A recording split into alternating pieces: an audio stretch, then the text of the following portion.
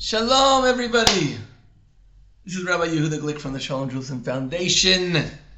I love you all. Shalom.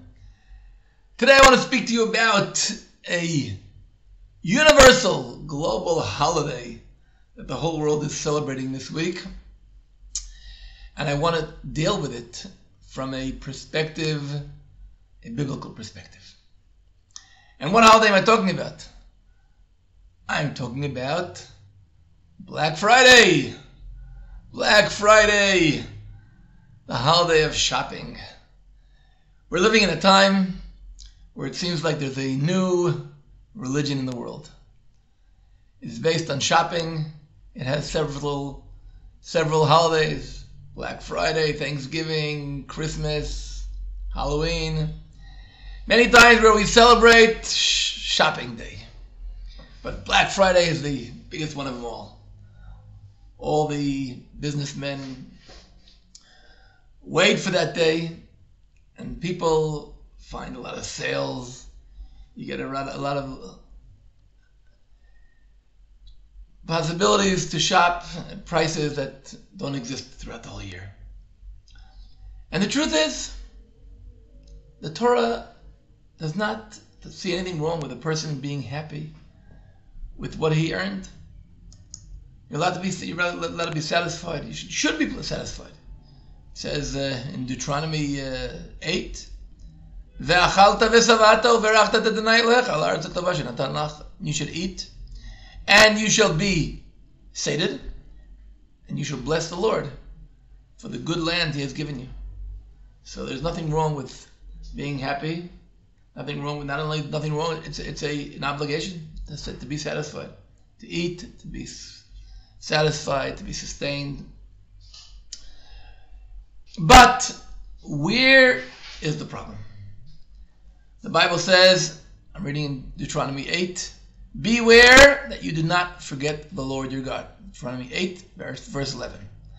Actually, the words of beware not to forget God appears also in Deuteronomy 6, verse 12. Beware not to forget the Lord who brought you out of the land of Egypt. But there's a difference between Deuteronomy 6 and Deuteronomy 8. I'm not going to go into that majorly. Deuteronomy 6 talks about when you receive presents. Something that you didn't work for. Somebody gave you a present. You came to the land. The land had houses that were empty and that had things left behind, trees that left behind. Deuteronomy 8 talks about when you yourself planted the trees, you yourself plowed, you yourself watered, you yourself did all the preparation. You actually earned the money with your own effort. And the Torah says, beware not to forget the Lord your God, because what will happen is you will eat, you'll be happy, you'll build nice houses and you'll dwell with them. Your herds will grow, your flocks will multiply, your silver and your gold will increase, and everything you have will increase. And what will happen? Your heart will grow and you will forget the Lord your God. You will forget the Lord your God. You will forget that He brought you out of Egypt and He brought you to the land. And what does God say? Don't say to yourself that my strength and my might and my hand is what accumulated my wealth.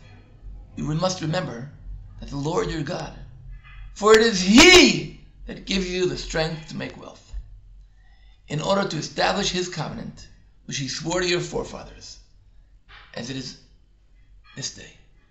So the Torah says, be happy, celebrate.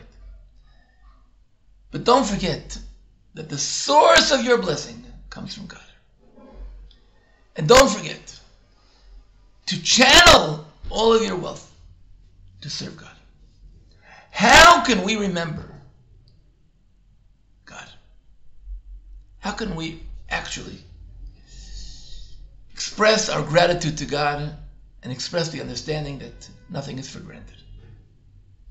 And the answer is, the Torah tells us a few things. The Torah says, devote your giving, besides only to purchase other things and accumulate more shopping in your house, more merchandise in your house, don't forget to eat it in a way of holiness, to bless God for everything He gave you.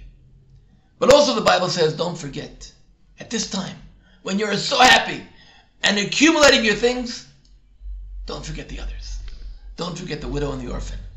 Don't forget those that are in need.